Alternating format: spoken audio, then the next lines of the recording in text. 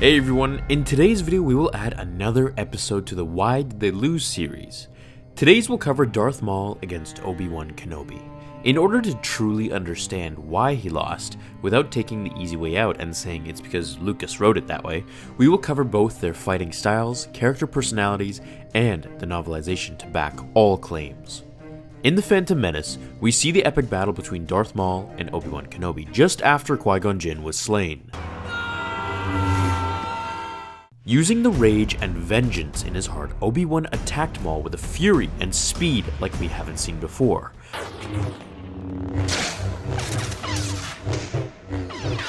Only until the end, where he is overpowered by Maul, who force pushes him to the reactor pit.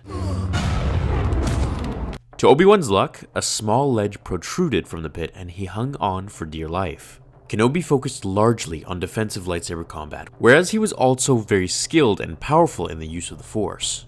He could use the Force to increase his body's endurance and agility, amplifying his speed to such an extent that he could literally disappear from sight in a blur, just like we saw in the beginning of the film. This was either to avoid attacks or to strike first with his own.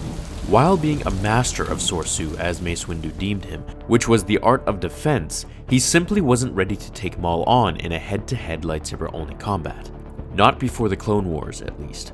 This did not help when Maul used the Force to push him over the edge, which should have killed him. However, it didn't. Maul was a machine, having mastered the 7th and last lightsaber form, Juyo, the most aggressive, dominant, acrobatic, and difficult form there was. His abilities were designed by his master, Darth Sidious, to assassinate Jedi. He was essentially a Jedi hunter, capable of, just like we saw, taking out Jedi Masters and Padawans with ease. However, why did he lose? Well, let's dive into the book for our answers. Here's a passage from the novel as Darth Maul glares at Obi-Wan from over the pit. Darth Maul walked slowly to the edge of the melting pit, tattooed face bathed in sweat, eyes wild and bright with joy. The battle was finished. The last Jedi was about to be dispatched. He smiled and shifted the remnant of his shattered lightsaber from one hand to the other, savoring the moment.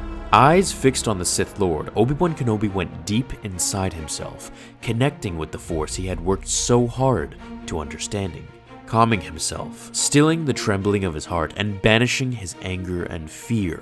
He called upon the last of his reserves. With clarity of purpose and strength of heart, he launched himself away from the side of the pit and catapulted back towards its lip. Imbued with the power of the Force, he cleared the rim easily, somersaulting behind the Sith Lord in a single, smooth, powerful motion. Even as he landed, he was drawing Qui-Gon Jinn's fallen lightsaber to his outstretched hand.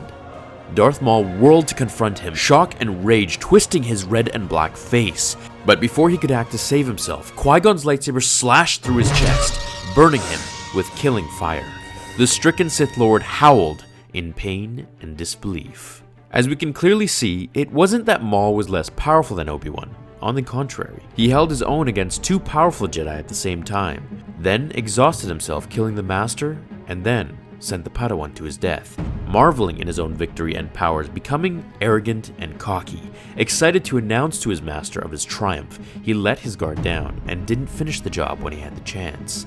As his guard was down and his thoughts everywhere other than focusing on his hatred for the Jedi, his reactions were too slow, and therefore, when Obi-Wan miraculously jumped up and over Maul, he didn't have enough time to react, resulting in his death.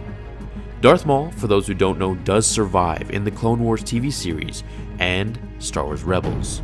What do you think would have happened if Darth Maul never dropped his guard and killed Obi-Wan as well? How would things have unfolded?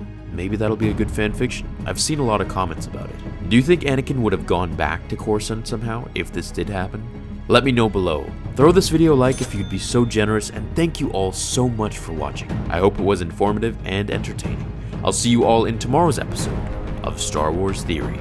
Until then, remember, the Force will be with you, always. Now, fulfill your destiny. At last we will reveal ourselves to the Jedi. At last we will have revenge.